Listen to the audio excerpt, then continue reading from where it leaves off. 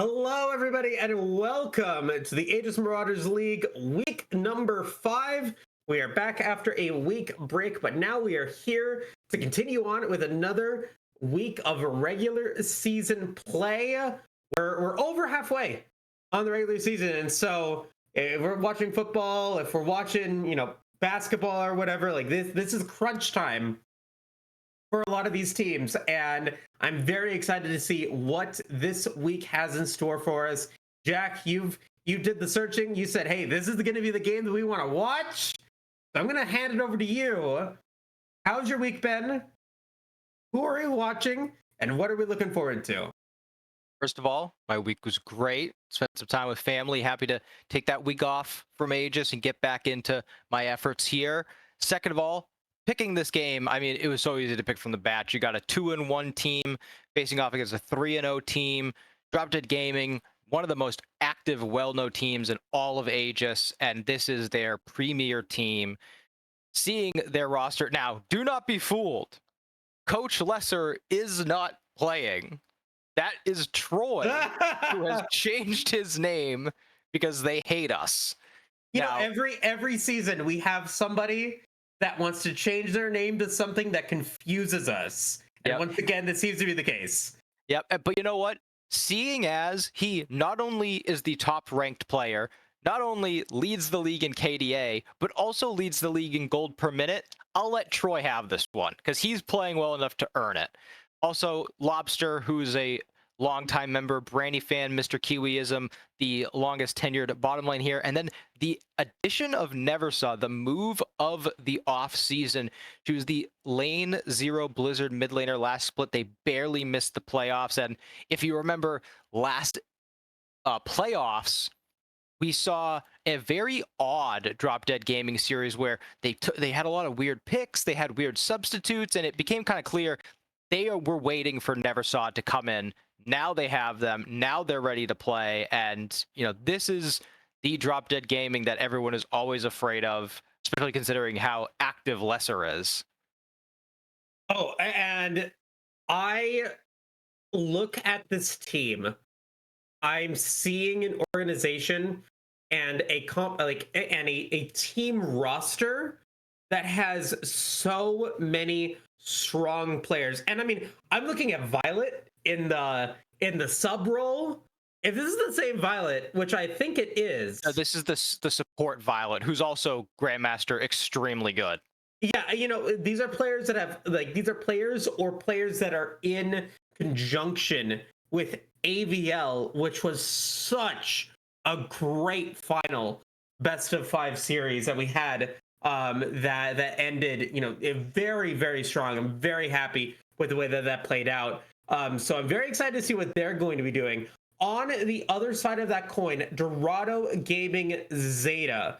Dorado Gaming, a long-time family friend of Aegis Esports, with a team that, looking at the roster, looking at how they performed, this is, like you said, one of these series that can really determine how the playoffs are going to go, how important this is going to be for both of these teams to be able to potentially get that better seeding spot moving into playoffs. A really big impact on this squad. We'll talk about Dorado Gaming Zeta as we get into the game. But right now, we're going to jump into the draft. Drop Dead Gaming going to be on blue side here. The Aurora, the Yone, the Shen going to get taken away. On the other side, Dorado Gaming is going to take away the Shaco, which is a target ban.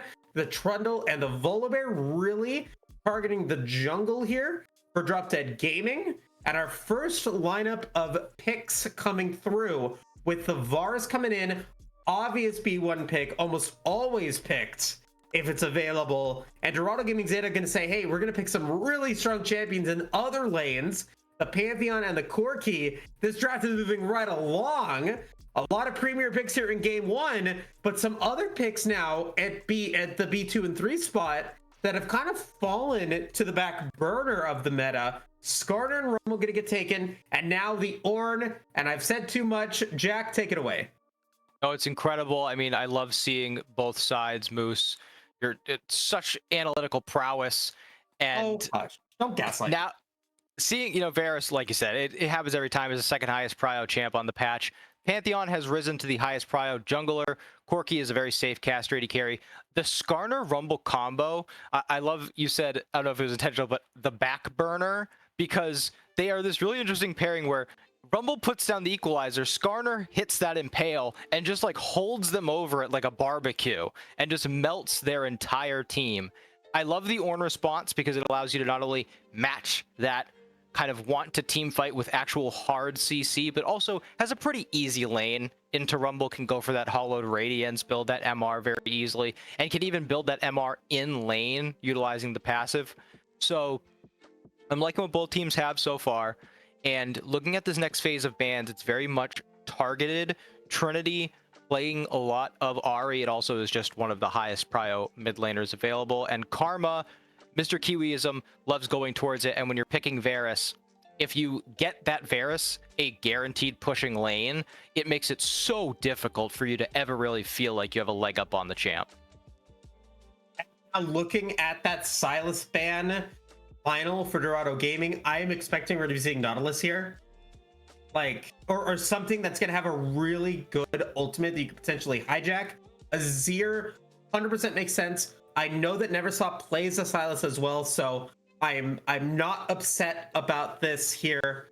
Would like to see it, but I feel like it's had those moments where it could potentially not work. But I think my prediction is accurate because we're seeing the Braum potential here, that Dorado Gaming Zeta did not want to play Nautilus into Silas. Now DDG is thinking that Nautilus is going to be the support pick here for Dorado Gaming. They are hovering the Braum, and they're going to play for it. I'd be surprised if Akali was the pickup for Neversaw. They do play it, and it is a good matchup into Azir. Silas also a good matchup. It's going to be the Veigar, so they want to play with space. They want to commit to the Varus Rumble, Veigar zone comp. I think your prediction of the Nautilus is spot on. I think Rumble, or excuse me, Rakan is another good option. Now, Veigar kind of makes Rakan not a choice because you put down the Veigar cage. How do you really proceed? But I do like the Silas ban if you're picking Azir because it's one of the few champs that can really get in your face and make that lane very difficult. And we've watched Zeta perform before this team, and they took a very upset win, or at least what felt like an upset win, 2-0 against Maelstrom. So this core can perform, and I love the Nico. This is a champion that has risen so highly over the past couple of patches, has become a mainstay in the competitive scene. Did fall off a little bit in terms of priority because of some damage nerfs, but a 12 pick rate in competitive play on this patch, 7 and 5 is the total, so still faring very well when you consider Skarner has to run forward, Braum has to run forward, and this is a team with very little disengage other than just throwing down the cage and hoping. That Pop Blossom can provide a lot of value. And now you're gonna have to tell me how the mechanics work for Pop Blossom in conjunction with Chains of Corruption, Glacial Fissure, and the Cage. What ultimates does the Nico have to look out for in order to ensure that the Pop Blossom survives? Once Pop Blossom is cast, it will go off no matter what. But if you are running forward and you're waiting to cast Pop Blossom till you get a little bit closer and you get hit with the Chains of Corruption, I don't believe you can cast it while CC'd. And even if you can, casting it while CC'd just means You're not going to be able to move. Exactly. So there has to be a lot of caution exerted by Hoshiumi to make sure that these Pop Blossoms are hit very well. I think that they should probably not be the initial initiator. Wait for the Ornn Horn to come down, wait for the Grand Starfall to come down, wait for some of that disruption to come through, and then once Veigar Cage is out, once Rumble and Skarner kind of pick their target, once Braum puts out the Glacial Fissure, then you come in as secondary CC and allow that lockdown to provide uptime to Corki and Azir. And now, I mean, like, now moving, like, as we go into the Dragon Ban, my final thought of this is going to be, I would have loved if Dorado Gaming had Nautilus here, because you get that little extra front line that this composition doesn't necessarily have a whole lot of it does take a minute for Ornn and Pantheon to be able to be tanky enough to be able to take some hits. Going for the R4 Azir, I feel like if it's one of those situations where the Nico pays off and you're able to make it work, then all the power to you, and it's an execution thing. But in my mind, I feel like there's maybe an argument to say pick bans to ensure that the Nautilus is able to really be capitalized upon. So then you compare that well with the Pantheon and the Ornn. But we'll have to see if that execution is going to be a factor here. With that being said, let's jump into the Dragon Draft. It has been a little bit of time since we've done that, and we'll talk about the importance of the Dragon Draft once we get into the game. The last time that we cast a Jack, it was a Cloud Soul, which was mine, which means that it is your go to start things off here in game one. Going to try and collect my lucky charms early by getting Hextech Soul. Hextech, I'm going to give it to you because I'm feeling generous today. Infernal and Ocean. All right, I'm going to go with Hemtech and Cloud. Hemtech and Cloud, so I'm going to get the OG elementals with the mountain as well. That's going to do it with the Dragon Draft. We're going to talk about the importance of that moving into the start of game one. With that being said, let's go ahead and take it to a quick break. We'll be back in just a bit.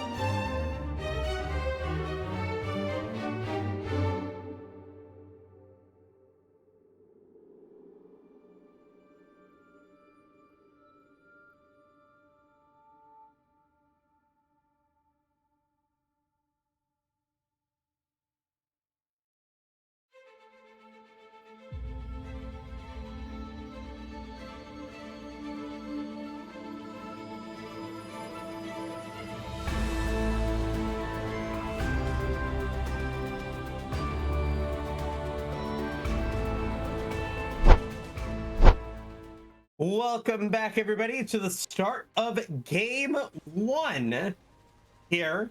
AML Week 5 Drop Dead Gaming with their, I don't want to say stacked roster, but it feels pretty good.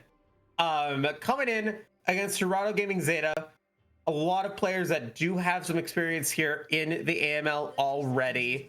But it definitely does seem like it's going to be an uphill battle for them to be able to, finish the job and take this win. Like we were talking about it in the draft track. I feel like DDG might have outdrafted them. And looking at the summoner spells that we were getting, one of your favorite summoner spells is now on the table on both Neversaw and Kiwi. That Unbound Spellbook is available. Let me hear your thoughts on that. Yeah, it's going to be pretty difficult to deal with throughout the course of the game, especially because it's on Neversaw. So once Teleport is expended, you generally have some sort of an advantage, knowing that you'll always have a summoner advantage. But once Teleport gets used, you can switch to Cleanse or Heal, switch to an offensive summoner like the Exhaust or the Ignite, and you can really cause a lot of havoc. Obviously, Kiwi having it means they can join fights, they can get more offensive sums in lane, or double down on defensive after heal is used.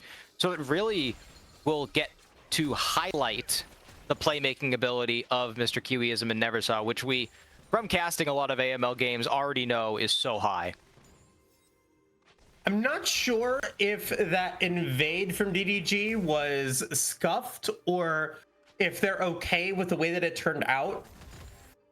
Dorado Gaming was able to make sure that Kayets was able to still get their red buff, and they're going to be able to take their Krugs, but it does seem like a consolation prize for DDG. They get the Raptors off of them, but it does delay Evil Lobster from clearing up their camps, possibly in the idea that, no, we don't care if our camps are delayed. We just care that Evil Lobster could potentially get to level 6 a little bit sooner.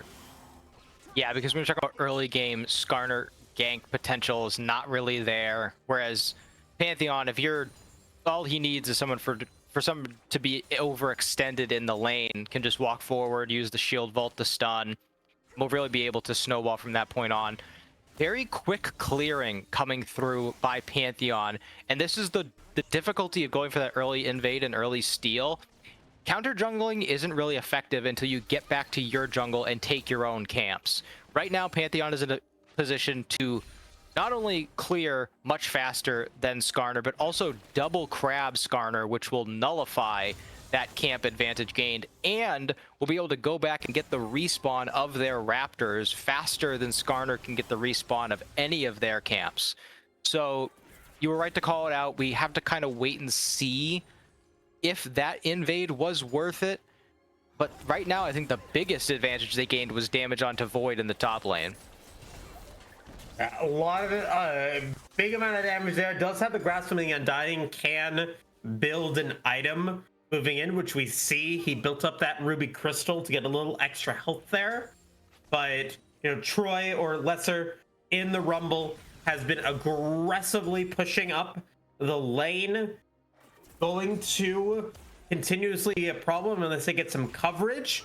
But your thought that double scuttle is going to go the way of Dorado Gaming Zeta, I think, is an assurity, with the first one getting taken by the bottom lane there by Kites. But now, let's see if a potential gank is happening. Some warding in the Tri-Brush, but not going to be much. But Evil Ops is still trying to go for it. Going to get a little bit of damage there onto Hoshiyumi, but ends up getting themselves rooted. So they will have to back away. It's looking like Dorado Gaming Zeta getting what they needed at the start of this match. Yeah, and considering all this time spent posturing around bottom lane means that Skarner now has to finally back, has no camps to go farm, and with Dragon spawning in 4 seconds, Pantheon is getting the respawned camps on the top side, is going to be able to already naturally move their way down to Dragon. And if a reset comes through from the bottom lane of Dorado Gaming Zeta, it will be a pretty natural timer to go get the dragon on tempo. So despite a strong early game draft, pretty much everything going the way of Dorado Gaming Zeta up to this point. I mean, I would say so as well, because now the camps are going to continuously go Dorado Gaming Zeta's side. They've already been able to get their Krugs and Raptors, and now they're going to be able to get their Wolves and Gromp, and then potentially go for that first Drake. Let's see if that continues here for Dorado Gaming, if they can continue to keep this momentum, which is so important here at the start of this game going. And I don't think that that is the momentum that DDG was going for. It ends up being a 1-for-1 in the top lane.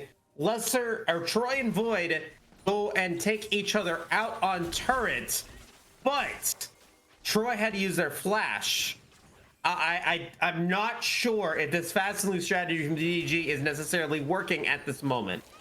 Yeah, that was a really good outplay by Void. Used the Bellows Breath to avoid the CC from Lobster, which immediately forced their flash. And then as soon as Lesser goes under turret, it's already begun to ramp up, so they have to flash right away, but it's too late. That means that 1-for-1 also gets 2 flashes for Dorado Gaming Zeta. Dragon is taken thanks to the push from the Zeta bottom lane, and there hasn't even been a recall yet. They were just able to regain control because of Pantheon being on the side. Now, Neversaw is looking for a roam. There are 4 bottom side for DDG, but I don't think the solution to one failed dive is a second dive attempt, as Lobster's going very deep. Oh, I don't know if that's miscommunication or what. Lobster tried to go for it and did not bait out the denial of the back there by any of the Dorado Gaming Zeta members. Kites just almost, or just started their back and then said, let me just move away a little bit and then back. So really not a lot of time lost there for the Pantheon, but the big targets, Joker and Hoshiumi, were able to get back and were able to get their first buys. Tear of the Goddess has now been taken by Joker, so that they're going to be able to start stacking that up. Now a reset from DDG on the bottom side. Branding Fan with their own Tear of the Goddess, but does have that serrated Dirk. And now I'm looking to see who's going to be the one that is going to be able to get that big first momentum shift. Everything in my mind is going the way of Dorado Gaming for the time being.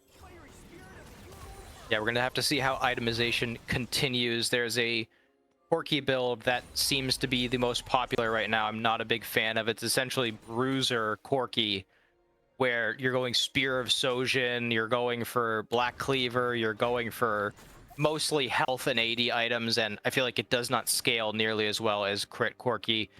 Phage early item is really important, gives you a ton of HP, which makes it much more difficult to all in. And it's not really expected by most players. Other itemizations I'm seeing is Skarner is starting to build up those Giants belts. Seeing the Catalyst for Veigar, I think this is the right build. You don't play Veigar really to be this hyper damage champ. You want to have single target damage, blow someone up using that primordial burst, put down the cage, and otherwise just stay alive and try and make plays for the rest of your team. So liking what I'm seeing out of both teams. I mentioned the Nico nerfs during the draft.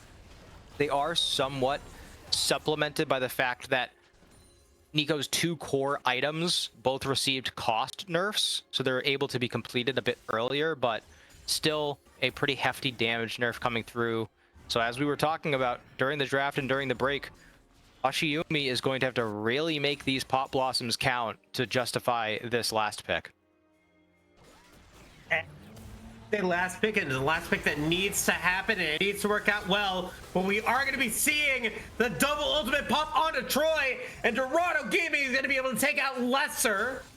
An opening for Zeta to get something going, and it does look like that something going is going to be a reset.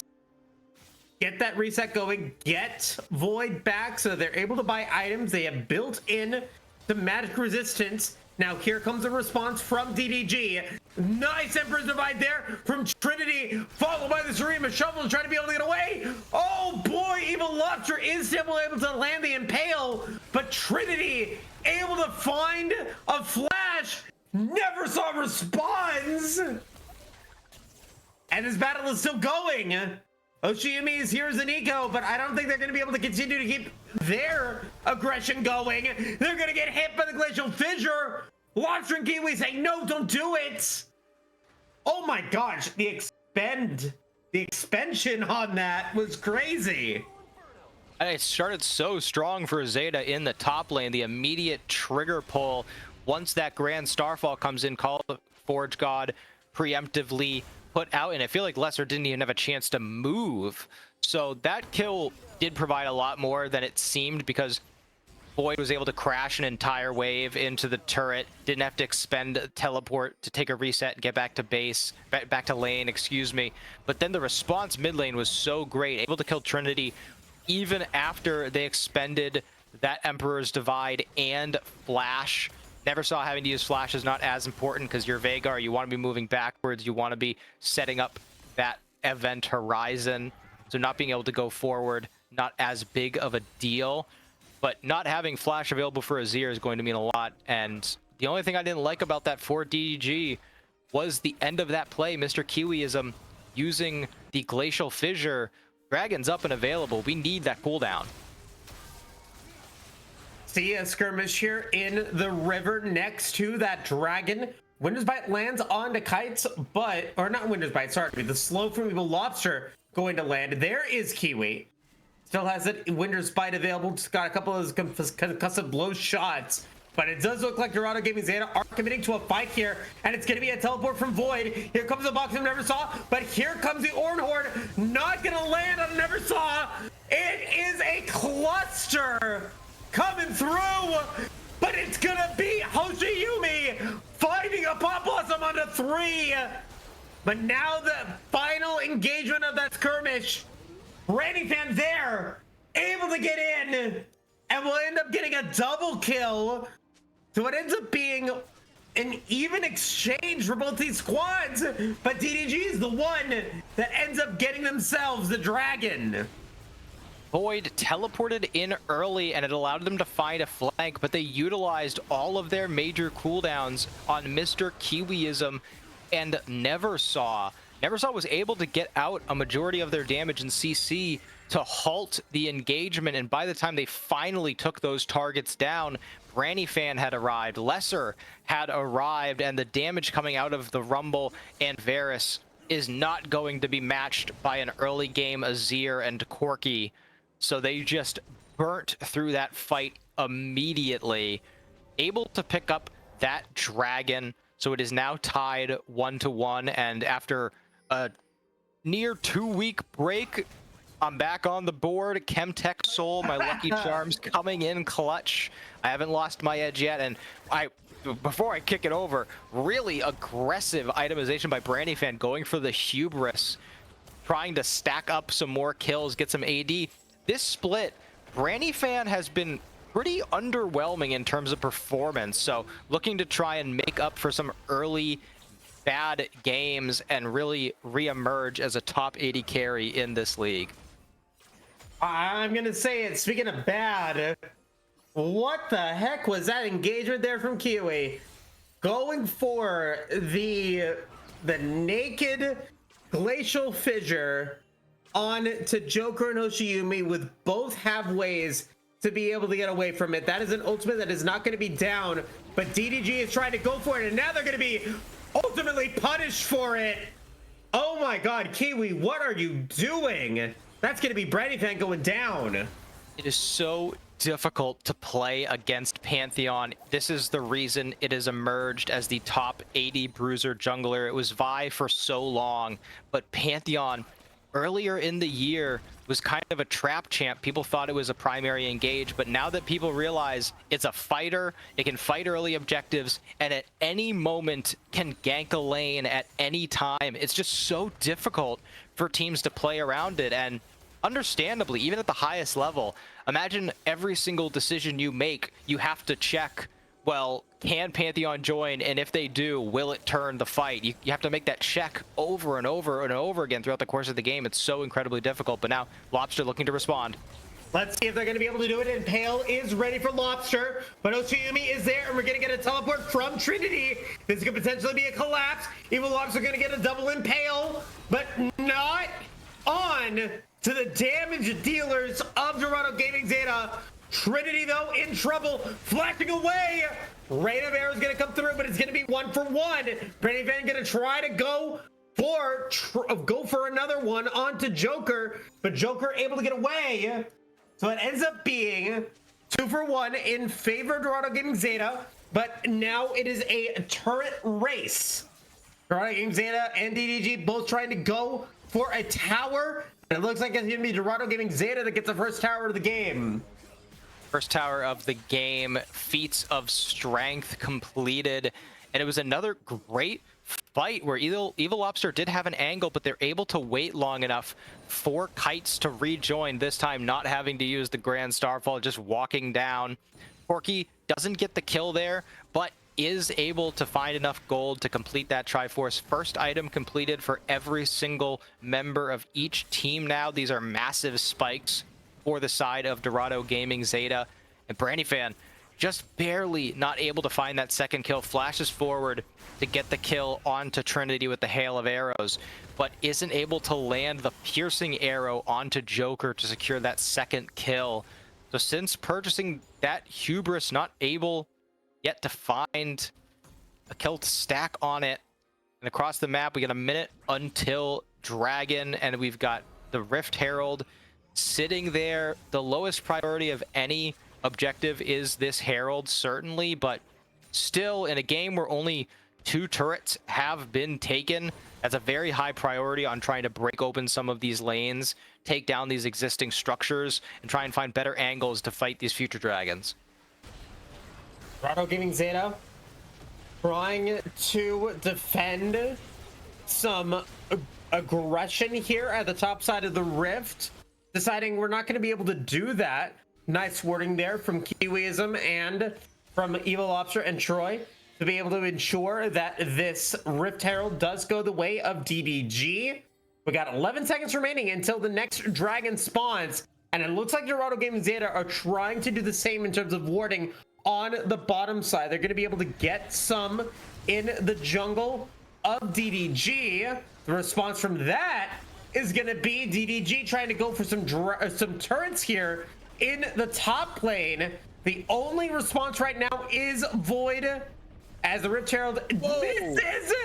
Oh no, we have a Lobster. Someone break out the breathalyzer. This guy needs to be checked. That was egregious. And I was literally gonna say, well, I don't know if trading Rift Herald for Dragon positioning is okay when you have so much AoE zone control. But then when they were just straight up giving Dragon for top turret, I was like, they're gonna have to get both of them. They do get the top outer, but not able to get even any damage on the inner turret, giving over that Chemtech soul. And when you look at the team, you're going to be relying so heavily on Rumble come the end of this game if those 3 Chemtech Dragons are completed, because Varus with the lethality build is not providing nearly as much on-hit damage. Veigar providing very little consistent DPS. A lot of damage on the Brandyfan though. Brandyfan going down, a very aggressive build, but you cannot be that aggressive if you're undefended by your support, undefended by those melee champions that are absolutely necessary. Trinity gonna go for the Ember's Divide against Troy and Kiwiism to try to be able to win, but Lobster is gonna be able to get through with the Impale to be able to take down the Azir. Joker and Oshiyumi are now going to back away. The death advantage, or the kill advantage, still goes on to Dorado Gaming for the time being, but now DDG are looking to see if they can find any opening with this kill in their favor. Box is gonna get dropped by Neversaw, but Joker's gonna be able to get away, and that's gonna be that. Yeah, opting to just back off and grab some jungle camps. Skarner been sitting on 1 item for quite some time now, no components for the next item. And I mean, Brandyfan, continues to be caught out of position. Like I said earlier, this is a Branny fan, unlike the ones we've seen in previous splits, struggling during this summer AML split, getting caught out numerous times, not connecting with teammates, not being escorted, which is potentially not necessarily their fault, but there has to be more attention put onto who's guarding Branny fan, especially when you're facing this Pantheon or Nico. It's so easy for them to pull the trigger. I will say Trinity equally as bad positioning to get caught. And I want to take a moment here to look at the builds. This is one of the reasons you want to be very intentional during your drafts. We talked so much about Zeta having a hard time engaging, but 4 Mercury treads for the side of Dorado Gaming Zeta, incredibly high value against Vagar, Skarner, the Chains of Corruption, the snares from concussive blows. I mean, it's just such great Merc treads value. Now we're gonna get a skirmish here in the jungle. No dragon up for another 2 minutes, but this fight is continuing. Kiwi's gonna drop their glacial fissure, but they're gonna get caught out. Joker gonna be able to take out the Braum, and now there's no more slowing coming through. Lesser gonna be able to take out Hoshiyumi. Even Lobster, 1 HP, able to get out. Troy, Lesser, whatever the name is, gonna be able to get away with 1 HP, and somehow DDG trying to get the better of this fight. Joker trying to get the recharge on that rocket. Lesser goes down finally to Joker. What is the response here? What is happening on the other side of the rift? So aggressive minion waves on the side lanes. The Dorado Gaming is going to be able to take them out. Oh my god, what an aggressive game here in week 5. I mean, it's absolute chaos, constant fighting, but the result of every fight seems to just be a reset, backing off to take camps. Troy in that fight absolutely cooked them with that equalizer, doing so much work, but there just wasn't any follow-up. You saw how far back Evil Lobster never saw. Branny fan were pushed away from the rest of that fight. It was just so disjointed. Trinity goes in to try and find a Shurima shuffle, but gets caught inside the event horizon, has to just wait it out. And then once they finally move forward, Hoshiyumi flashes the wall with the Pop Blossom, but there's no follow-up to the CC. They really, both teams need to work on getting on the same page and synchronizing not only their engage, but their damage, so these fights can have a bit more of a climactic outcome rather than just a bunch of fighting into a reset into more fighting. Now we're gonna get another skirmish. This time, Dragon is available. If Dorado Gaming Zeta is able to pick it up, it would be Hemtech Soul Point available for them. So let's see if they are going to be able to do it here. As the block has now been completed, Hextech Bomb Flower, whatever it's called. I've been playing a lot of Zelda, but now we're going to be seeing the box. Forget Zelda. Come the box! Hoshiyumi goes down. Pop Blossom used, but it doesn't matter. DDG are going to be able to take out 2 for nothing. And it looks like they're going to be able to take this dragon as well. I mean, it doesn't matter how much engage you draft on your comp when you have such an incredible zone composition drafted. As soon as DDG walk into the bottom river and put down a couple wards, how do the champions of Zeta ever walk into the river? Through Event Horizon, through ROM queues, through Chains of Corruption. You have to get past Skarner, who's got this massive HP bar. Lesser constantly burning you down. Troy, god damn it, this guy's gonna be the end of me with this name change. I mean, the only solace that Zeta can possibly hope for is the fact that on the next patch, they're making it so you can only have 1 Leandri's item or 1 Haunting Guy's item, but now Lobster caught out. Yeah, Lobster maybe a little overextended. No, they're going to be okay, but it feels like the fears that we had going into this draft are now becoming a realization. We have now gotten to the point where DDG has gotten, never saw, to an incredible amount of AP. It does not matter that they don't have a... It doesn't matter that they don't have their Rod of Ages completed. What matters is the fact that they're able to deal so much damage with that primordial burst, and since they're able to threaten so many places of the map, I think DDG is having a really good time right now. And we'll see if they're going to try to continue to keep that good time going. With Baron now spawned, they've got themselves some vision and some warding here around the pit. They're going to go for buffs, so they're not going to go for it yet.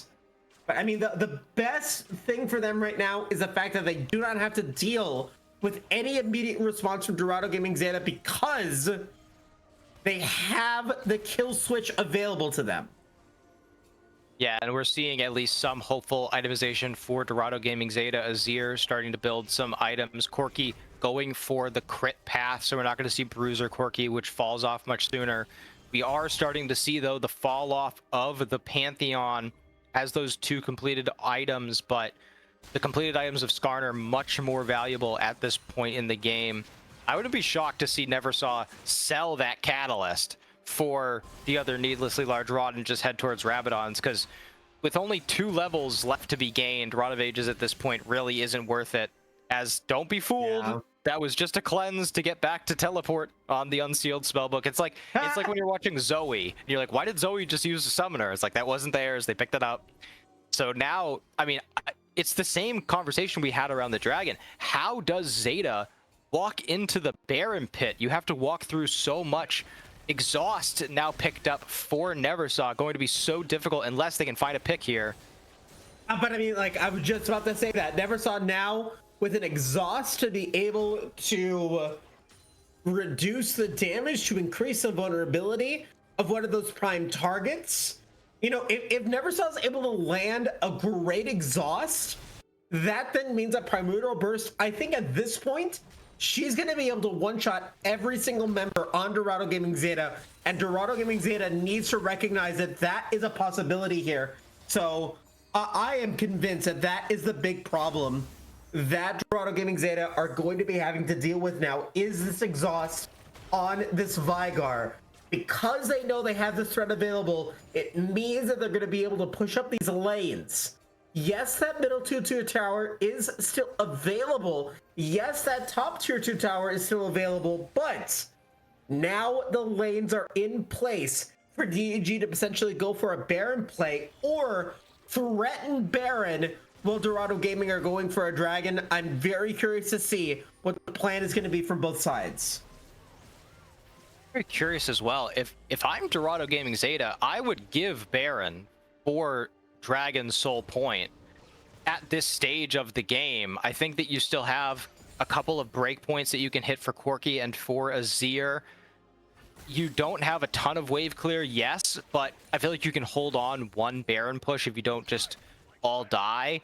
I think it's really hard to fight DDG right now, so with their attention being so split between Baron and Dragon, now you see almost all of their vision has expired around the Baron pit, and Zeta actually have the position onto this Dragon. Oh, he's coming through there. The Pop Blossom's gonna come in from Yumi. Chain the Corruption gonna come through from Brandy Fan, as Evil Lobster and Kiwism are gonna be able to expend their flashes and be able to get away from Dorado Gaming Zeta. Yumi is now gonna go down. No Pop Blossom available now. And let's see if this skirmish continues to go the way of DDG in a 4v5. Only two ultimates expended from DDG. 3 ultimates available for Dorado Gaming Zeta, but the dragon is now down to 3,000 HP, and it's gonna be Kites being able to steal away the dragon, but are they gonna be able to get out and complete this heist? I don't think they're gonna be able to do it. Lesser flashing forward, Joker low, Embers divide, it's chaos! They're able to run away from now. No CC left available. They're not going to get 1 kill in that retreat. Unbelievable. So well done by Kite to maintain the focus and secure the dragon. Yumi unfortunately goes down in the pit early. Tries to lock down Mr. Kiwiism. They get out of the pit.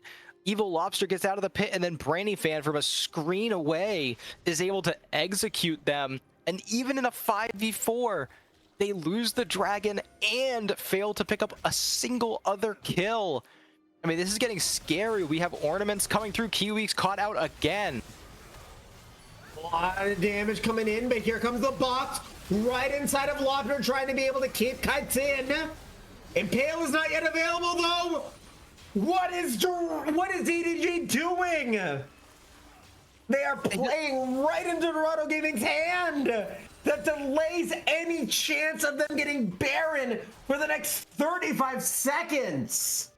I mean, I mentioned it earlier, it's just the communication seems not to be there. Mr. Kiwi does get caught out, but they choose to actually engage in the fight, utilize the Event Horizon, have Evil Lobster go in. Granny Fan's not even there.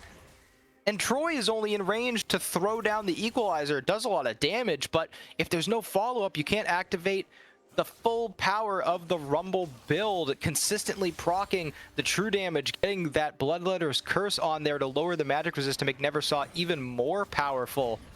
It's disjointed. They aren't working as a unit, and luckily the comp they've built is so strong, but now Neversaw in trouble. Oh my god! Lots of damage potential coming in. Neversaw goes down. DDG, you need to just calm down. You had this game in the bag, and now Dorado Gaming Zeta has the opportunity to potentially bring it back. Towers coming in. The gold difference is now within 1,000. And it looks like Dorado Gaming Zeta have found their way back into this. I'm gonna let you talk for a second. My dog needs to pee, but talk to me about what's happening here, I guess on both sides, because it just feels so chaotic. Yeah, I see how it is. One of those chaotic games. You're going to stick me on solo play-by-play. Oh, all right. Well, so as we head into this next stage of the game, we continue this Baron dance. It's important to mention that level 16 on the Ornn, 3 ornaments coming through. Rabadon's Death Cap completed for the Azir, and Neversaw's Event Horizons have been getting less and less effective, as it feels like Dorado Gaming Zeta are adapting in real time, as Neversaw in an extremely dangerous teleport gets the Event Horizon down. It does force the teleport out of Rumble, but they have to commit to this fight. They've expended so much. Lesser running forward. Void is going to be caught inside the Event Horizon, but so tanky, flashes out of it, tanks barely any damage, and now you've got Flash used from Neversaw in exchange for Flash on Ornn. It's just not worth it. They move into the Baron pit, trying to utilize some of the pressure they've put down to force them off, and now we are going to see a Baron start. An incredible amount of damage able to be put down by the Rumble, as Dorado Gaming Zeta are moving back into position. Hoshiumi is not here. Call the Fortune goes down. Horn. Yeah, take over. I'm taking over. The Event Horizon landed on the kites. Cut's exhausted. Cut goes down. There's no Pop Blossom this time. Yes, Kiwi falls, but 2 members of Dorado Gaming Zeta go down. Baron goes away at DDG. Thank you for taking over during this experience. But it just continues to be one fight after another. The chaos continues. 1 member of DDG is dead, which means that 4 members can go for whatever they want. They're gonna go for that middle tier 2 tower. Clone's gonna land the root on Neversaw. Hoshiumi outplays Neversaw. That's 2 Barons down. Absolute craziness. I thought that DDG were going for the end there, but with Azir able to get there and wave clear, too much damage for them to be able to find an end angle. That fight just showcases how important draft is, because it doesn't matter how much closer Dorado's aiming get into this game and how much they scale. You're still going to have the Event Horizon. You still have all of Skarner's CC. You still have the Equalizer. It's so difficult for them to ever walk into an objective. Had DDG been able to get that last dragon, this would be a soul point fight, but instead it is a soul point fight for Dorado Gaming Zeta. They could potentially get the Chemtech soul. Maybe not the most important soul in the book, but a soul nonetheless, giving them that extra damage the later or the lower health you have, and Dorado Gaming Zeta has it along with 3 stacks on it, Jack. It's now Baron versus the Chemtech Soul as the passive turret from Trinity coming through goes down immediately. Kiwi not finding a good angle for that glacial fissure. Dorado Gaming Zeta going to be able to back away, and now we are back to the game as is. A minute remaining on the Baron buff for DDG. It feels like Dorado Gaming has taken the necessary reset to really recognize how they have to win this game. It's pure execution. Can you find a member advantage? Can you get out of the way of all of the zoning CC available in the kits of DDG? I think DDG needs to have that, for lack of a better term, come to Jesus moment where they realize, hey, we've given up so many objectives we shouldn't have. We've lost so many fights that we shouldn't have. Just play on the CC.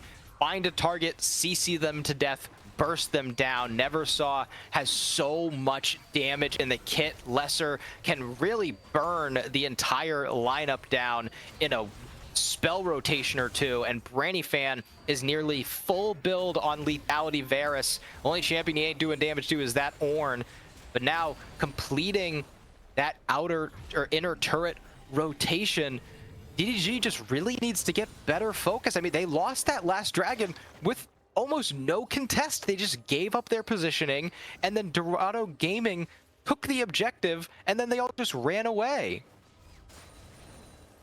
Inner turrets now, like you said, completely taken care of here for DDG. 36 minutes. This game has become an absolutely exhausting game here for DDG to win, but a triumphant victory, I would say, for Dorado Gaming if they are able to win it. We've got 2 minutes remaining until Baron spawns. We've got, what, 3.5 minutes remaining until the next dragon spawns? I mean, this is one of those games where I feel like it's gonna go down to who ends up winning this final team fight.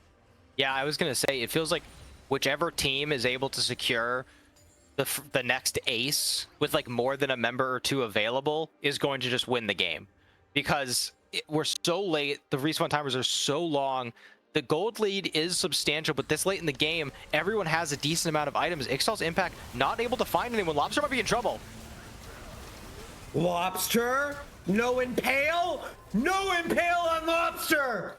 Void's gonna be able to take that kill. Flash used for it, but now here comes the Grand Starfall. Can they land it on to Neversaw? No, they cannot. They're gonna be able to get away, but it is still a 4v5. A minute 14 remaining until the next big objective spawns. That's gonna be the Baron. But Dorado Gaming Zeta, it looks like they're happy with delaying any sort of aggressive pushing that DDG was trying to go for, because now they're going to be able to clear out the river, they're going to be able to clear out their topside jungle, and that appears to be the mission accomplished goal here for Dorado Gaming Zeta. It's just, honestly, the draft gap is so massive. Even when they have a numbers advantage, they know that they can't possibly fight into them. Great job by Trinity to pick up the flash, and now here comes the Avengers. Lesser Troy, you are not being the Lesser that we know. I don't think that Lesser himself would let that happen. I don't think so, Jack. I'm sorry, but like, it's the same thing that we've been seeing time and time again this year. A top laner overextending and getting themselves caught out in a pivotal moment. At least recognized early that, like, oh, I'm caught out, I need to flash away. But the reaction by Dorado Gaming Zeta to collapse onto Troy, Baron spawning now. Teleport is available for Rumble with 30 seconds on the death timer. DDG aren't even really in a position to contest. Azir is teleporting in, and the Baron has been started. Luckily, they don't have a ton of DPS on the Baron until Azir arrives, so they have to make their play now. I mean, there is so much that could happen in between now and then, but it's gonna be a 4v5. Emperor's Divide! Everyone is outside of the Baron pit, but no one stayed on the leash to make sure that Dorado Gaming could get it. They're not going to be able to get it now, as the teleport is going to come in from Lesser. Void and Joker trying to be able to get away. Concussive blows, and the winners might landing onto Void, but they're going to be able to get out. And River Control going to go back to DDG. That was such a terrible decision made by Zeta. They had complete control of the Baron, and it looked like Hoshiumi was going to survive utilizing that Zonies, but they decided to turn off of it, and they don't get any kills or the Baron. Neither one of these teams have a lot of healing, a lot of ways to be able to get back, and now Baron's at 3,000 HP. It's going to go to the way of Neversaw, able to get the Baron pick, and it's continuing to now be DDG's game to lose, as they once again are able to get the neutral objective, and they can go for this Elder Drake to see if they can use that to end the game. Okay, so thankfully someone told Hoshiumi that they cannot back. Two crucial mistakes made by Dorado Gaming Zeta. Oh my god, they can't get out! They're gonna go down, that's a man advantage. They could have gotten out. They could have gotten out. They could have, but they wouldn't have been able to rejoin the Elder Dragon. And it looks like Dorado Gaming understand that he can't contest. They're gonna just take some jungle camps, get some map-wide buffs, but this has gotta be the nail in the coffin. Two crucial mistakes back-to-back, not finishing the Dragon when you could have traded Dragon for Hoshiumi's life, and then opting to go back for the fight. But Kites, that whole time, was just walking back and forth. He couldn't decide whether or not to go for the fight angle or to try and steal the Dragon. Pantheon, so good at stealing objectives as a champion, but that indecision most likely going to lead to the loss in game one. If that ends up being the case, I'm almost convinced that that's going to be the case here. We are 41 minutes in, Jack. 41 minutes! A very long game for both of these teams, but now with Baron available and the Eldrick available, Dorado Gaming Zeta are now going to their final defense. The Root's going to land in onto Void, but they're going to be with that Elder Dragon debuff. Glacier Fissure once again not going to land by Kiwism, but Brady Fan is going to be able to finish the job. And the turrets now en route to going down. The Nexus will fall, and this game will go to DDG, but it definitely could have gone either way. That's one of those games that's very difficult to score if you're a coach, as we hear Corky just ripping through that Gatling gun in disarray. I mean, if you're DDG, you got to look at that and be like, God, what took us so long? And if you're the side of Dorado Gaming Zeta, you say, okay, the draft was really unfortunate. It put us at such a disadvantage, but pat yourselves on the back because that was a extremely valiant effort. Just feels like they weren't able to find any concrete ways to replicate winning team fights. And we saw it at the end, one or two minor mistakes in decision making, and it leads to the final collapse of the game. Yes, I agree that. Let me retract my statement. Yes, it was DDG's game to lose, but Dorado Gaming fumbled the ball at so many pivotal points past the 35-minute mark. Like, do you agree with that? Like, I feel like there were 3 or 4 times where I felt like Dorado Game could have won the game had they played it a different way. Yeah, especially that last Baron, opting to not just finish the Baron and then fight after Hoshiumi potentially dies or is able to stay alive with the Pop Blossom activating.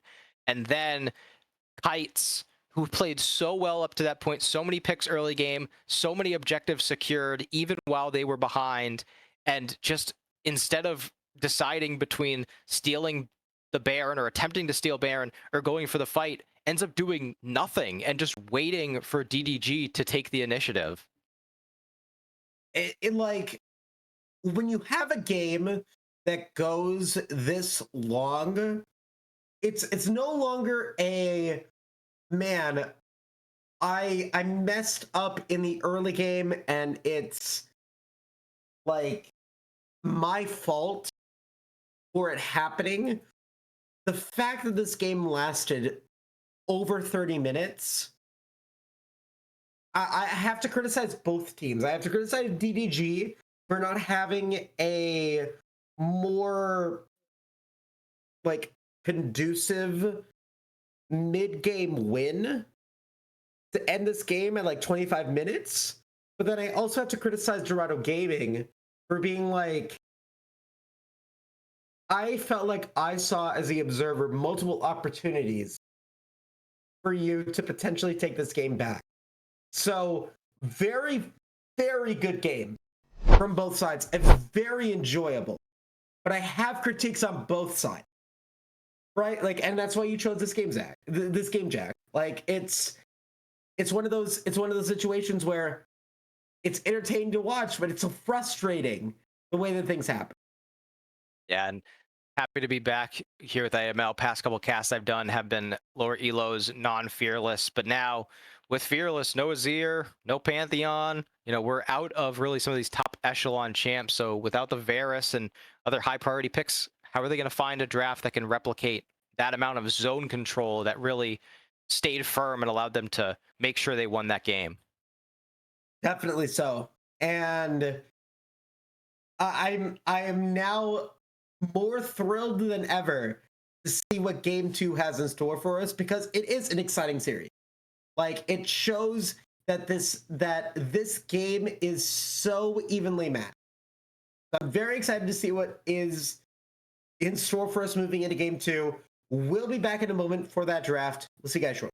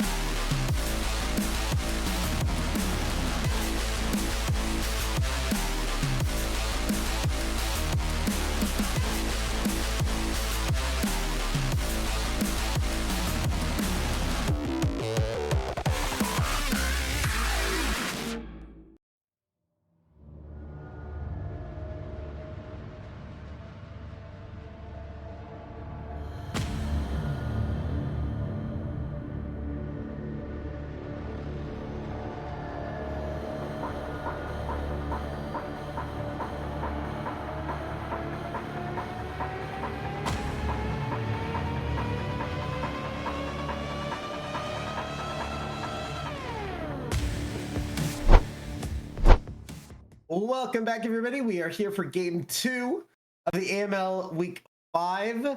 And as we get into the draft, I wanted to talk to you more about this, Jack, before we got into it. But I'm going to say it. It felt like this game 1, was so frustrating for both teams.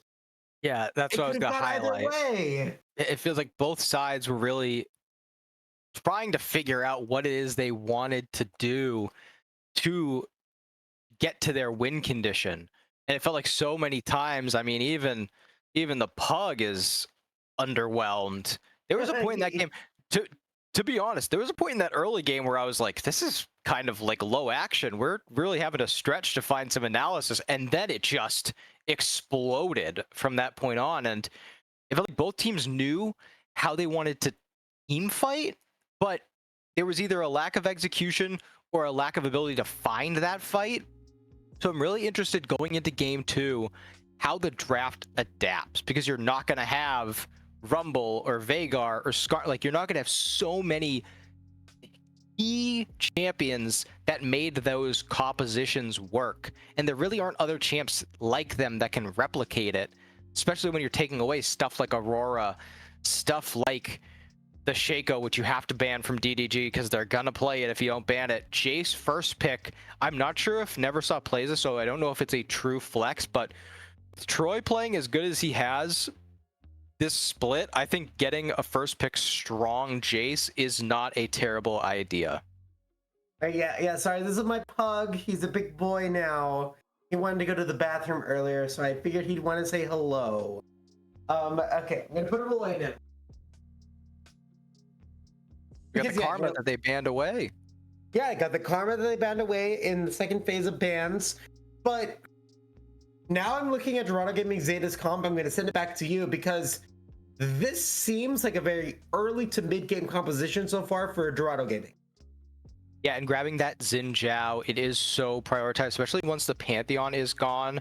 No Vi ban, but does seem like they want to pivot more towards that early game aggression, going into front line with that Crescent Guard. Karma really pairs where Xin Zhao always loves Enchanters. It is going to be Kha'Zix's early lock, but Lobster has a deep champion pool. They like to play whatever they feel in the moment is useful, and if they can execute that interesting play style that Kha'Zix thrives in, where you have the 4v4 attempt, Kha'Zix flanks, finds an angle, isolates a single target, doesn't even have to necessarily look for the execute, just deal your massive amounts of damage and get out. It really disorients most teams, and I feel like Rakan fits that theme of disorientation, where you're just diving through all the members, the quickness, hitting each and every one, extending the time. But the problem is, we only see 2 champions.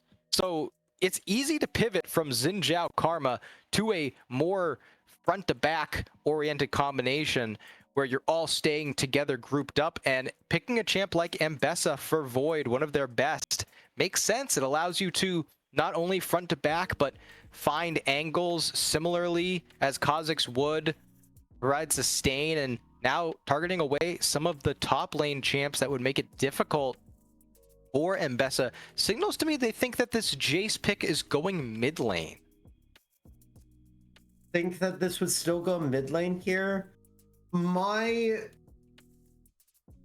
concern about picking Kha'Zix, Rakan, Jace is that I'm not seeing the guaranteed burst damage that a Rakan would necessarily need to be viable. Yes, if Rakan is able to land a quickness and get that charm onto a single champion on the other team, you follow that up with the Kha'Zix, and then you're able to eliminate them.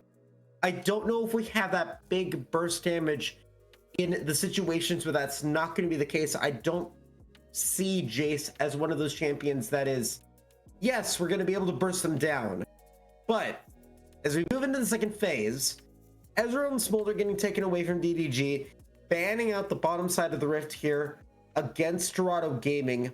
The Jhin is going to be the target pick here for for Dorado Gaming.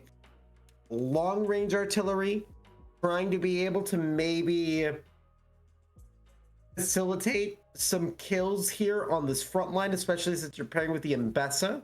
The response is DDG going with this Tristana. And like you were saying earlier, this could be one of those things where DDG could decide to put these champions in different places. And I didn't get the chance to say that. Orianna's going to be the B5 pick. Yeah, now last pick mid lane to respond. Going to be the LeBlanc, was banned away from Trinity last game, one of their favorite picks. Just early read on Dorado Gaming, seeing as, early read on DDG as Dorado Gaming's comp is a little bit more straightforward. Seems, again, a little disjointed in terms of theme. Jace wants to control zones and poke with those accelerated shock blasts. Kha'Zix needs to be creative, find angles, really has to operate separate from the rest of the team to be most effective. Rakan wants to dive, wants to start and be a part of fights, find big knockups. Same with Orianna, and then Tristana, really the most versatile champ of this bunch. Can play long range if they need later in the game, can play burst with that explosive charge, can heal out fights with the buster shot. But it's going to be really on the shoulders of Troy and Lobster as they have the champs most out of place here. And before I throw it, I think that Dorado Gaming, as opposed to last game, so straightforward, where it is just Xin Zhao goes in, you support them with Mbessa follow-up. They don't have a ton of hard CC, but they've got plenty of damage, and LeBlanc can be on their own finding angles as well as the Kha'Zix. So I really like what Dorado have cooked up here. I mean, a bit of a curveball here from DDG, having that Orianna be that B5 pick, but LeBlanc, I think a solid choice to go up against the Orianna, especially if you're able to burst them down and ensure that your AP carry is not then able to come online. I think LeBlanc paired with Xin Zhao has the opportunity to do that. If we are going to be seeing game 3, if we are going to be seeing these things happen, Dorado Gaming just has to ensure that they are not fumbling the ball in the third to fourth quarter, and we'll see if that ends up being the case here in game 2. Let's jump into the Dragon Draft very quick. It was a Chemtech Soul, which means I get to start off this Dragon Draft here in game 2. And I think I have to take it away from you, Jack. I'm going to go with the Chemtech Soul to start this Dragon Draft. I get it. Makes sense. I can't let you have it either, so I'm going to go for the Hextech and the Cloud. Hextech and Cloud. Very good. I'm going to go with Ocean. And I'm going to go with Infernal. All right, I'll take Mountain. Very good. Alrighty. That is going to do it here for Dragon Draft in game 2. We'll be back in just a bit for the start of game number 2. See you guys shortly.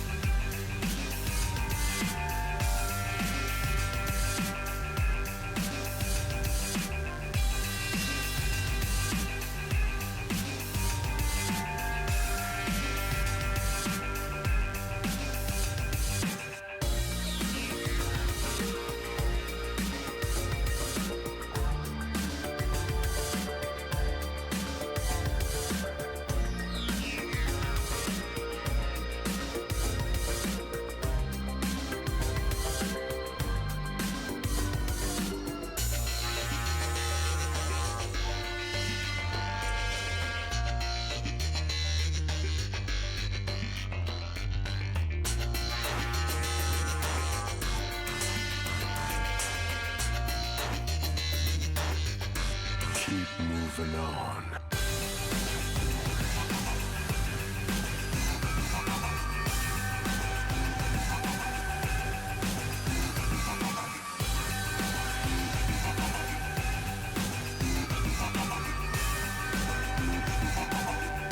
Keep moving on.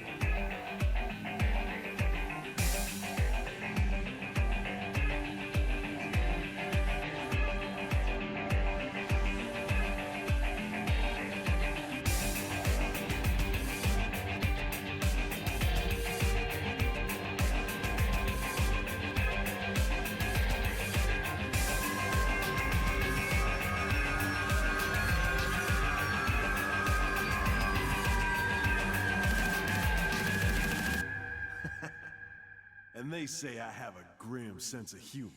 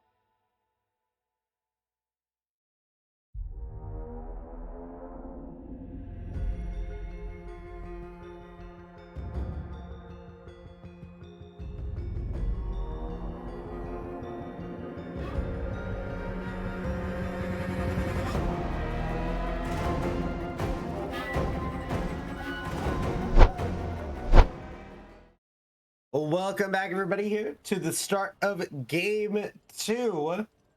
And as we get ourselves coordinated with this battle, I want to talk about, I want to discuss more of what we were talking about in the break, Jack, where Trinity on this LeBlanc as a champion that has been played a lot by this mid laner. It definitely feels like there could have been another champion that could have provided more, playmaking is the wrong word, but more facilitation in this composition, considering the amount of damage that they have. Highlight that or talk about that a little bit more. Yeah, so I noticed while doing prep, and if lessers come into the chat, no peeking, no stealing, Hello, Lesser. no cheating. If you're in here, a lot of Annie practice has been put in by Trinity, and this is a champion that has exploded in prio after some adjustments to the kit giving some additional magic pen at no cost. And I feel like a champ like Annie would have fit so well into this composition. Does okay into Orianna, loses early, but is able to scale out of the lane. You have so much damage, as you highlighted with Xin Zhao and Bessa Jin. You just really need consistent hard CC, and Annie provides that in droves. I think Galio is another champ you would think of, but because there isn't a ton of ability power on the other team, you wouldn't get full value out of it. As we're now seeing great aggression, this Jin Karma lane is quite obnoxious, and generally you don't want to play enchanters with caster AD carries just because you're not getting the full value of constantly buffing up the auto attacks. But with Karma, you get so much wave pushing ability, you get so much poke, and by the time the champ really becomes a full enchanter, it's late game, so it's not as impactful for the early game. And last thing I'll say, whenever I see Dark Harvest as a keystone, I get nervous. I feel like this rune is just so garbage. So hoping to see Evil Lobster make me wrong and really utilize it to its full extent. We shall see. You know, early damage, like you said, early aggression coming in from the Karma and Jin bottom lane, which I think is as expected, with the Karma being such a problematic support at the early start of the game. You gotta land your skill shots though, so we'll see if that continues to be the case here. However, with that being said, I think that Rakan has the opportunity to facilitate that stuff on other parts of the map. Somehow Never Saw gets rooted, has to use the flash, but a good start to this game for Dorado Gaming. As I get that flash away from Never Saw, she's not going to have that for a good while here. Yeah, those ethereal chains are very obnoxious. The hitbox is very deceiving. Void going in for a trade, and Troy doesn't let them get out on their own terms. One thing that we haven't really mentioned about the Dorado Gaming draft is, while as a cohesive 5v5, I think it is better, these lane matchups are rough. You know, LeBlanc early is going to struggle. Void, every time they go in, they're trading so much of their health bar to the ranged Jace. And bottom lane, Tristana doesn't have a hard time just CSing under turret, utilizing the passive on that explosive charge, just clearing large amounts of minions. And we're already seeing a bit of a difference. I know it's early in this game, but the CS differences last game were really stark. It was a point of the game we didn't talk about maybe enough, because it was a large reason as to why Zeta fell so far behind. Even though the kill score was pretty even, it was just the CS gaps in every single lane mounted up. And now it looks like we're at least a bit more appropriate. Like, Void is down 10, that makes sense. It's a ranged versus melee matchup. Whereas on the other sides, it's a bit more regular. Some engagement here, a little light skirmishing coming through from Brandy Fan and Kiwiism.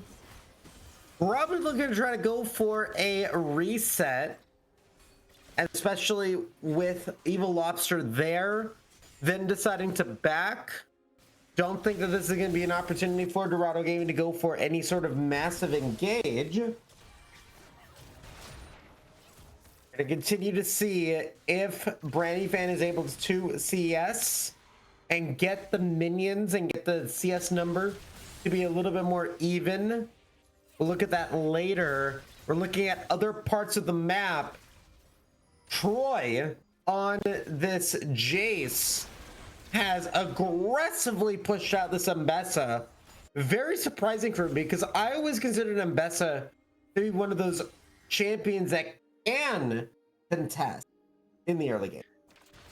You have to be extremely aggressive and pick your moments perfectly well. Void, as you've been seeing in these early trade patterns, likes to go in and then kind of immediately make their way out, and you can't afford to do that into a ranged champion because they will poke you down the entirety of your disengage. Did use the teleport to get back, but no defensive items picked up, no cloth armor, no boots to try and weave in and out quicker, opting just for the pickaxe. And you know, there's a reason that before this game started and before the series, I pointed out Troy and how good they've been. Like I said, leading the Aegis Marauders lead in ranking, highest KDA as a top laner, which is very impressive, highest gold per minute.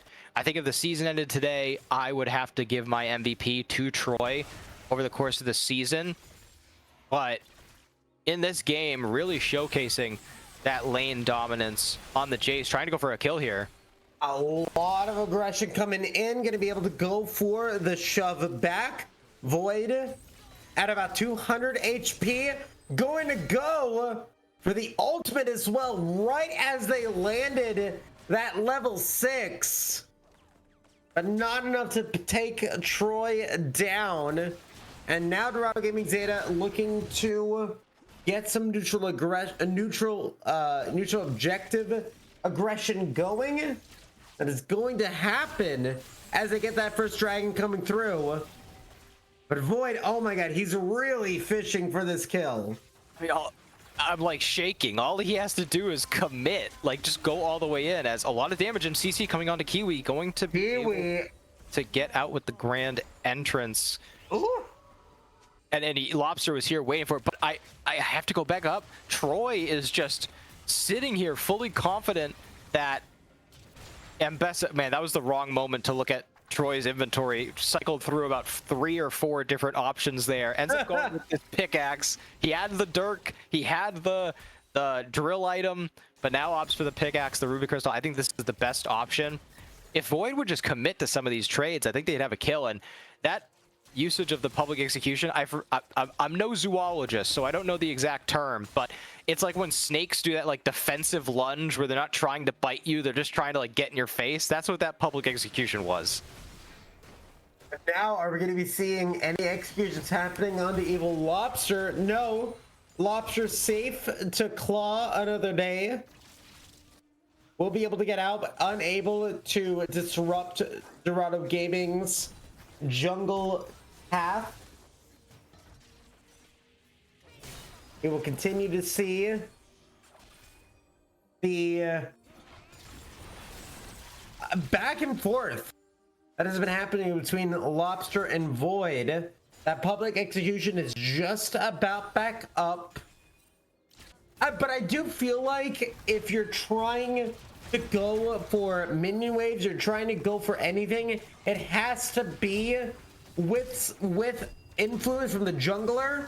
But speaking of influence, First Blood is gonna go to the way of DDG. I'm sorry, Dorado Gaming. Brandyvan gets outplayed, and Lesser goes down. Outplays on multiple sides of the rift. Brandy fan, I really liked the decision early because he did have the kill angle, forces the flash and the barrier, but just not able to stay in range and keep vision. Once Hoshiumi comes down, there's no way at that HP level you're going to be able to win that 2v1. And then on the other side, just patience pays off for Void. We've been asking for more aggression, but this patience and really disciplined play allows for Kites to walk up and take advantage of a 2v1 opportunity where you know that Lobster is not going to be able to join that quickly. And even if they do, Kha'Zix in a 2v2 versus Mbessa Zin probably not going to provide as much. So able to get kills across the map, and notably, kill gold in the bottom lane went to Karma. I think that's actually pretty huge. Getting this Moonlight Renewer onto Karma early will really unlock roaming potential and unlock the team fight capabilities of Karma, hitting those mantra inspire E's. As I found a pick here. The power of maybe some of these early support items. I feel like I talk about it a lot, where giving early gold tier support isn't necessarily the best thing, but in some situations it is. As we see, I think the lane's resetting, Jax. I'm gonna bounce it back over to you. Yeah, we're right back where we started. Everyone just trying to normalize things out. Still seeing quite a CS advantage coming through for Joker over Brandyfan. Void looks like they might be committing here, but nope, just they want to get their damage on. Oh, and Trinity's just fighting here. Oh, a lot of damage on the Trinity, but they are going to be able to get away. But now Kites and Neversaw going up against each other. Kite's really wants it, and Kite's going to be able to take out Neversaw, but on the other side, DDG is able to even out this skirmish game with Fan and Kiwism being able to take out Joker, and ends up being a 1-for-2. And Dorado Gaming Zeta now in a little bit of a tussle. Power play for DDG doesn't really do much, but it does allow for DDG to go for resets in the mid lane and in the bottom lane. Really well done in that bottom lane. I'm gonna cast my mind back to try and think of the first thing Trinity got. It looked like they got Neversaw, or other way around. Trinity got very low. Neversaw pushed for it, but then Kha'Zix joins. Neversaw leaves. Evil Lobster 2v1s Kites, but able to get the damage down onto one of them in the end. Going back, the main thing to talk about was that bot lane 2v2, able to find the kill in an isolated 2v2 against Jhin, and then Kiwi with an incredible reaction time to flash in between Fan and Karma to prevent that Mantra Q damage from coming through. Trinity again forced to break that clone, dealing so much damage, but the curtain's called. Doesn't really do anything. Find anything? No, it's not going to be the case. As DDG, I'm now starting to be concerned here for Dorado Gaming Zeta, because it feels like DDG are starting to push the map. Lesser's gotten 3 turret plates in the top lane. There's, I believe, there's no turret plates down in the mid lane, but there are turret plates down in the bottom lane.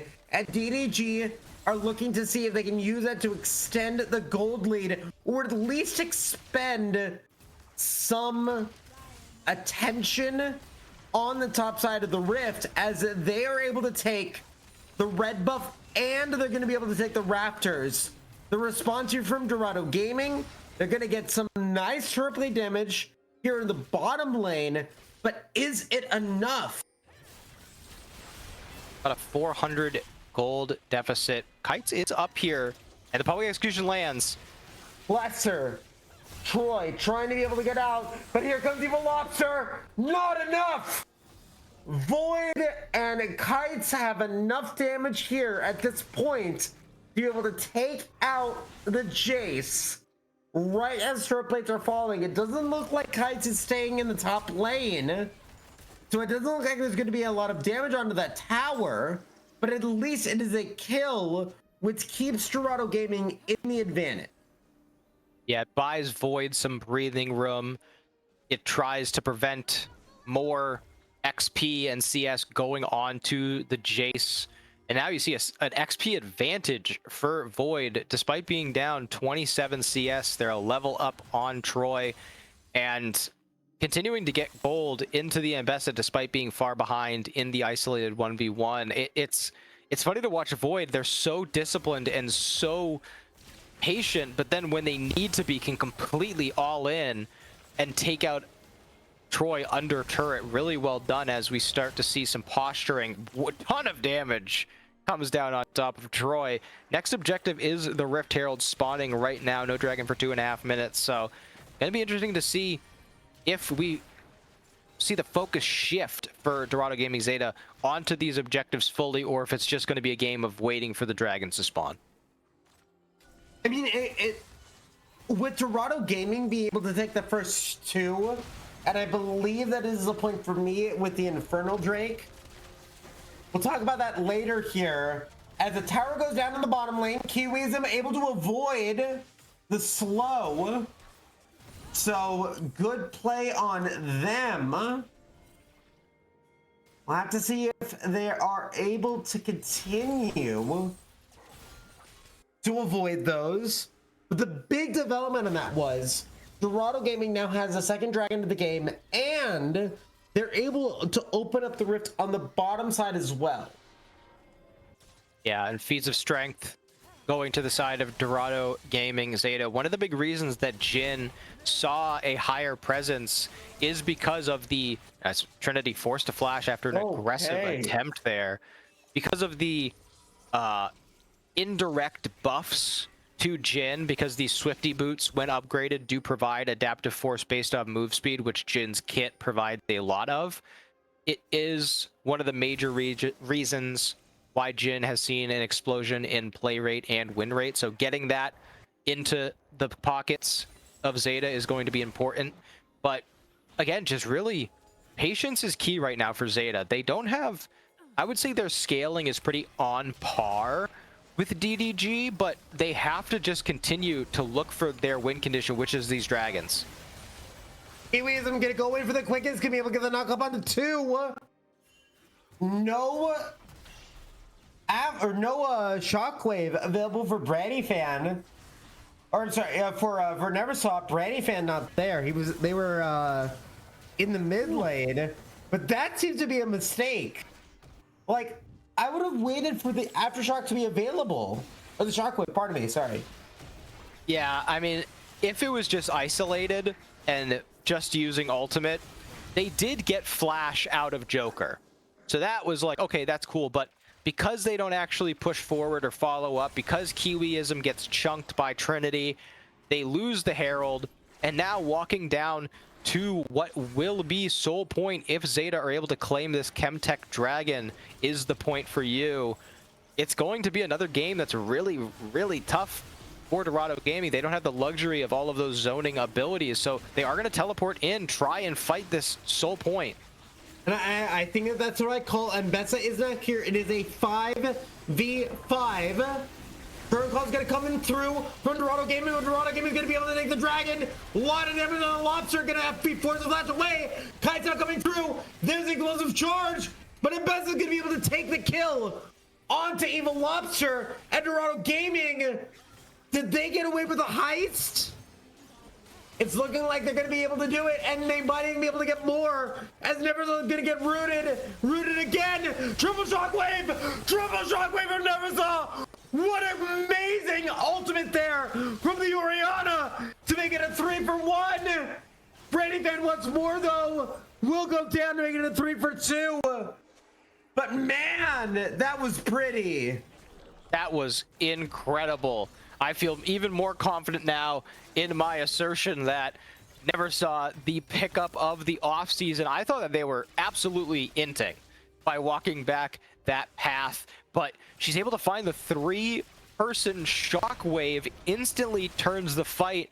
And to start, you really saw the strength of this 5v5 comp where Xin Zhao secures the dragon, dives forward, and turns on the Crescent Guard, and even though they get low, they're able to soak up pressure for so long with only a Sundered Sky operate as a complete frontline tank, avoiding so much damage. All the meanwhile, off screen, Void is just destroying Evil Lobster's Kha'Zix, not allowing them to even participate. But once everything is expended, once everyone kind of disperses, Neversaw comes up clutch, makes a play. Brandy Fan again gets caught out, same as Hoshiumi. And now it's moving forward in on to Evil Lobster. They're going to be able to go into their invisibility. They're going to go down. Kites are going to go down as well to make it a 1-for-1. Lesser, full HP, right on the Joker. Joker goes down. And DDG are able to make it a 2-for-1 play, but they want more. Lesser with the Masamune, with the Zero Sojin, able to take out Oshiyumi. And DDG make a play that works out in their favor once again. No teleport on Trinity means it is a numbers advantage for the side of Drop Dead Gaming, and they utilize it so well. Even though Kha'Zix goes down at the very beginning of the fight, they don't have the damage needed to take advantage of that even, what would have been an even 4v4. And now you see 700 gold going into the pocket of this Jace. Troy just so unbelievably fed at this point. Gets a serrated dirk, a pickaxe, never mind, sells everything. He's just, Troy has got to stop. This man needs to be stopped. Changing his name to Lesser, and now he's just crossing me up with his items. Looking at some other important items, Neversaw continuing to itemized so well for what the team needs, going for that crypto bloom, really facilitating for the rest of their teams, regardless of what they're playing. I mean, I'm sorry. Usually you don't get this meta. Caddy, I don't know if you want me to say it, but this is the funniest. Caddy just says, our producer, our incredible producer, said he's alt-tabbing to check the MOBA fire build. I wouldn't doubt it, because Troy is just smurfing this season, and maybe it's, you know, some of our maybe it's our friends over at Pro Comps that are really helping them learn how to advance their gameplay here. I'm done, Jag. That was really good. That was very funny. We are gonna now see DDG. They tried to get something happening with a potential route there from Kiwism. Not gonna happen, as Trinity is gonna be able to back away. But what is happening is the Otacon here in the bottom lane, potentially going to the way of DDG, who does have river control at this point. Kites, much less of a problem than they were in the early game, is going to be poked away. Who's also going to be poked away is Trinity, as the Dragon's going to be spawning now in 30 seconds. Yeah, and it's a good point to really mention that this is match point. This is 1-0 advantage DDG, and some of the picks we were concerned about, like this LeBlanc, really not able to show up so far. Didn't push the advantage in lane, has okay items to deal some defense damage, but not enough to actually get a pick. Instead, never mind, Brenny Fan, the target. Taking a lot of damage, though. They're going to be okay. Going back in, heal going to be used by Kiwism, as well as the barrier to be able to get back, or to be able to stay alive, as the Dragon is now going to get started by DDG, who have been trying to dominate river control for the last minute and a half. And now going to be Void, going to go into the public execution, not going to be able to secure a kill, and DDG is going to be able to get out just fine. They're able to get the Dragon and get out. And while I do want to give credit to Troy, who's just deciding to take a scenic route out of the Baron or Dragon area, excuse me, in that team fight, hit just about every single accelerated shock blast that they threw out, consistently chunking out, whether it was Hoshiyumi or if it was Kites trying to get some vision control, playing extremely well during that little skirmish. And I do think in the end that Dorado Gaming made the right decision there to not contest that Dragon. It's the first Dragon for DDG. It really doesn't matter. As long as they don't immediately get the Otacon, it's okay. Yeah, they didn't get it. And they're going for it now, but Void is in the area. Trinity has to get down here. Again, no teleport, and for some reason is off in the top lane. This has already lost them a team fight when they were in control of the game. Trinity has to step up and be a part of these team fights, utilize this this LeBlanc champion, and justify not picking more of a playmaking style champ to facilitate for the rest of the team. And maybe that was the play here from DDG. It allowed for Troy to get the minion wave back up to the tower. That tower is almost dead, as Baron is now spawned. Another, what appears to be a very long game for both these squads. Void now going up, but Otacon control is going to the way of DDG, and Dorado Gaming is saying, we have to try to go for the Baron. Baron is now going to be down to a 10,000 HP. They have like no Baron damage, though. They have no DPS. Jhin is one of the worst champions at taking Baron. They're going to open the curtains, but they're... Okay, they got flash out of Troy. That's something. And I think that's all they should go for. They should leave right now and just take that as a win, because they just simply do not have the damage. With LeBlanc mid and Jhin 80 carry, you do not have the damage to take or burst Baron in any way, shape, or form. Otacon still on the table. Do lose the mid turret because it looks like DDG's focus is just that much better. Map control is the problem here in this game, and they're going to lose the inner turret as well. And Troy maybe looking to go for a play here against Void. No, they're going to be able to back up. Trinity now potentially in trouble. Going to be able to get back inside their own jungle, so they're going to be fine. But a win for DDG, I think, macro-wise, they not only get the tier 1 tower in the top lane, but they get 2 towers down in the mid lane, and they're going to be able to reset.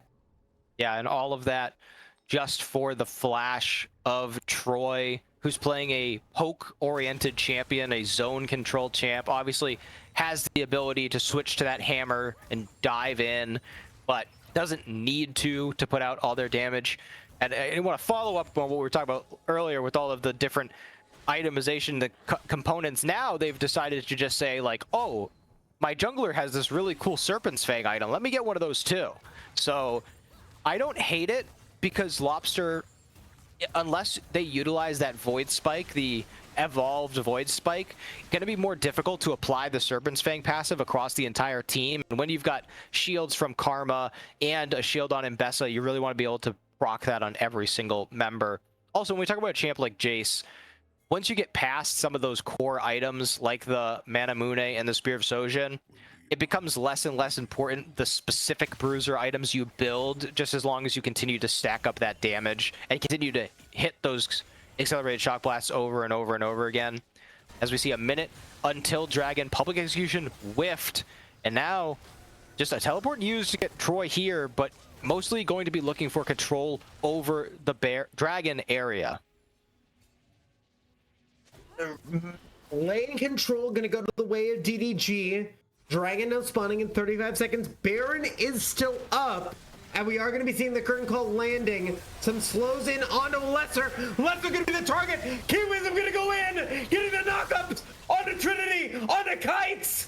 Explosive charge. Not enough. Kites and Trinity both 1 HP. Trying to be able to get away. But that fight going, I think, exactly the way that DDG needs it to go. Because now they have Dragon control, and there's no way that Dorado Gaming is going to have the jungler and mid laner there in time. Just don't have the damage to burst through Troy. It was a great engage because they don't have any hard CC, so they just layer the curtain call shots to continuously slow Troy and then completely dive forward with the Mbessa, with the Xin Zhao, with the LeBlanc, but just not enough damage or CC to prevent Troy from putting out damage themselves. They shot out a point-blank shock blast that is what nearly killed 2 members and forced the retreat. Honestly, a blessing for DDG that no one died there. That could have been a lot worse, as Otacon is still on the table. And this late in the game, the experience that Otacon would give would be disastrous. If you see Neversaw already a level up, imagine they go 2 levels up onto the LeBlanc, a 2-level advantage in top lane, and jungle would be possible. So really, really valuable the later we go, especially considering we could get 7 dragons in this game, that neutral buff percentage increase as well. You know, this Otacon becomes more and more valuable the longer the game goes, and looks like they may have spotted Troy in the bottom lane, but they aren't going to commit to a collapse just yet. As we see, I really think this next breakpoint, they have to get Jhin this last item, because Jhin really does play well in this combo with no frontline on the enemy team, but he has to get these last items.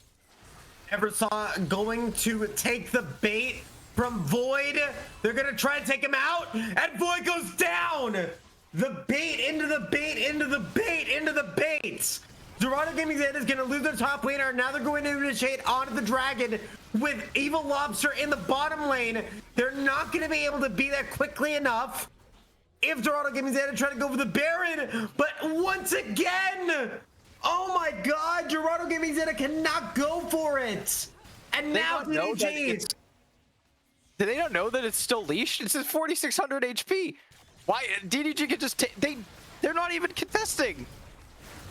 Oh no, it's disaster. Another curtain call used.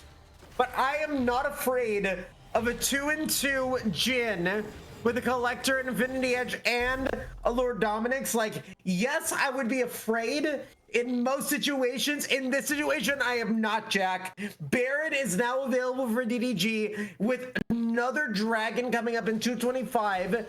DDG will have the opportunity to do what they want. for as long as they want to, because there's no other neutral objective to go for. I wish chat could see my face. Like, my jaw legitimately dropped. I have never in my life seen a team get Baron all the way down to below 5k and then just leave, knowing that the enemy team is there, that they can continue killing it, no contest, just leaves. This is unbelievable. And now no contest because they're late to get back out onto the map. So it's Otacon secured for DDG finally. It's a 7k gold lead. And now Trinity is on the wrong side of the map. But are they going to be able to find any sort of protection there with Kites in the area as well? Kites trying to be able to now potentially get out. No, they're going to go back in. And now here comes the teleport from Lesser. Here comes the quickness. 4-man quickness coming through from Kiwiism. 3 members of Dorado Gaming go down. Make it 4. I'm going to say it. And I don't mean to disrespect anybody on Dorado Gaming's side, but to call this a nothing more than a whiff of a series would be an understatement. Dorado Gaming giving DDG everything that they wanted to then collapse this game into a victory. I am stunned. I mean, unbelievable prowess in the later stages of this game by DDG. 2-0, they continue their reign of dominance over the Noxus division. 4-0 match record. They're gonna go 8-1 in their game score. Oh my god. The first thing I want to say is, after game 1, we talked about how for Dorado Gaming we didn't know who to give player of the game, because like everyone had moments where they played great, but they also had a lot of moments where they played really poorly. You say Troy, but never saw the Veigar was pretty decent in game 1, and that Orianna shockwave really turned the tide. But I mean, yeah, never mind. Looking at the damage graph, I mean, Troy is on a absolute tear this split and dominated every single moment of both games. Had a couple moments where they got caught, had a couple moments where they over-aggressed, but CS advantages, XP advantages, damage advantages, obviously continuing to be the highest ranked in gold per minute, I'm sure, after this game. And I mean, if we're able to talk to them, maybe we'll see how that happens. But I mean, really just a complete 180 for DDG. It felt like once they got control of this game, they never really gave it up. Like, if we're able to get a post-game interview, I'm happy to talk to them, because and the reason why I give it to Troy was their ability to be in the fights when maybe Void wasn't able to be in the places where they needed to be in both games that secured them the win. I am once again convinced that this game could have gone the way of Dorado Gaming. I feel like they dropped the ball. I really feel like they dropped the ball here. Certainly, I love to see it. I love to see the discourse in Twitch chat looking back after the game. A lot of questions raised about the Dorado Gaming comp. I feel like it really worked as a front to back composition.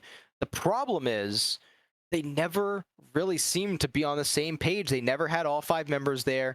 There were massive team fights where Trinity was not present. You take Ignite, you need to find kills early, utilizing that aggressive summoner spell. And because of that, you're just not able to truly take advantage of what you drafted the comp to do. It felt like game 1, both teams had at least a loose understanding of what their team comps needed to do to win. And in this game, it just kind of felt like Dorado didn't really know how to win team fights until it was too late. And like you were talking about the shockwaves that Neversaw had in game two. Yes, the shockwaves that happened were important, and she deserves credit for being able to do that. Those shockwaves would not have happened if map awareness, if positioning, if a cohesive idea of how the composition was supposed to be of how the composition of Dorado Gaming was supposed to play out, if that was there, I don't think that Neversaw had the opportunity to have the shockwaves that needed to happen. And that's the thing that it's like, I'm just so confused looking and like looking back into my mind's eye about the game where DDG did not like they played the game with the pleasure of learning, of knowing, or at least experiencing Dorado Gaming playing their game the way that they did. Right? Like I commend DDG for being able to capitalize on it, and then maybe that's the part where that's the part where I'm gonna say it is. It's like DDG capitalized on the moments that Dorado Gaming gave them to win the game. Absolutely. So that's the way that I want to see it.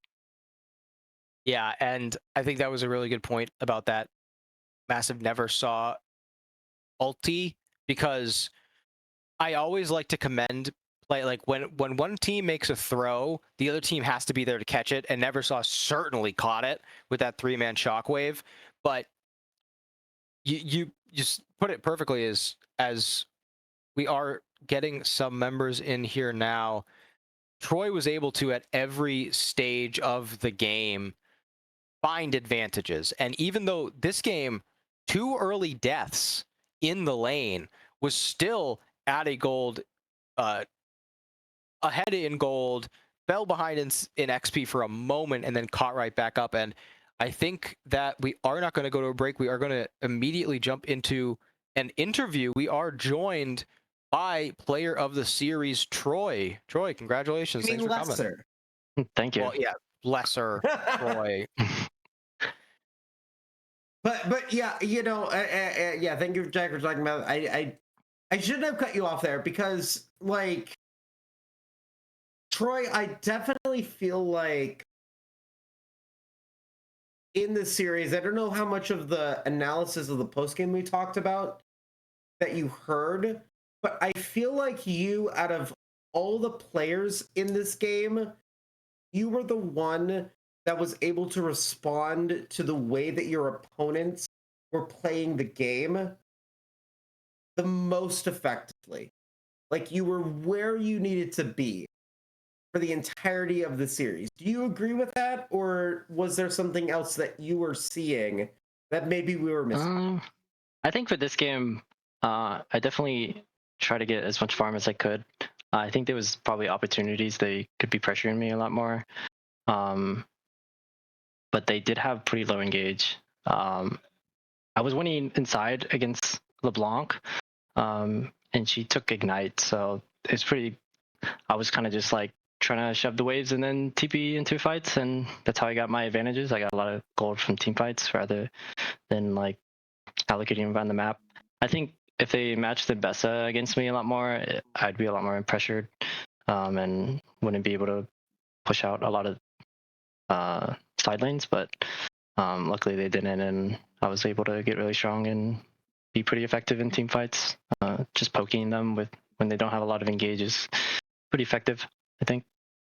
Yeah, and before I'm gonna bring it over to Jack after this question, but when you are matched up against a champion that doesn't have TP, we have our own interpretation of what that means when we see both sides of the match. But I guess I want to know what your interpretation of that was as we were playing that game in game two, going up against a champion that maybe didn't necessarily have the movement that you did.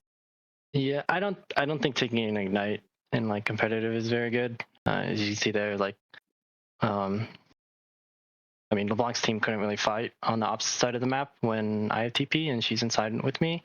And it kind of, we had a pretty big fight because of it. And even though that Kha'Zix like got caught in like 1 HP, like it's always good when, I mean, LeBlanc can never enter the fight. Yeah. Okay. Yeah, I got two major questions for you. One of them about you, one of them about that second game. Talk to me about your improvement this split. I know late last split, you made the transition from mid lane to top lane. You were very good in the mid lane, but now, I mean, I talked about it a lot during the series. You are the top ranked player in the AML. You have the highest KDA as a top laner, highest gold per minute. So what do you think has been one of the major keys in your improvement this split? I think, at least for me, I try to keep my champ pool pretty small, I guess, in terms of what I'm practicing. I don't really branch out too much. As you can see in match day, I'm generally just playing like Rumble, Jace, and Bessa. And there's a lot of, I mean, they can't really pinch me that much because a lot of my teammates, they require bans. Obviously, my jungle got 3 banned both games, so it opened up my champ pool a lot. So that's helpful. And I spammed a lot of solo queue playing top.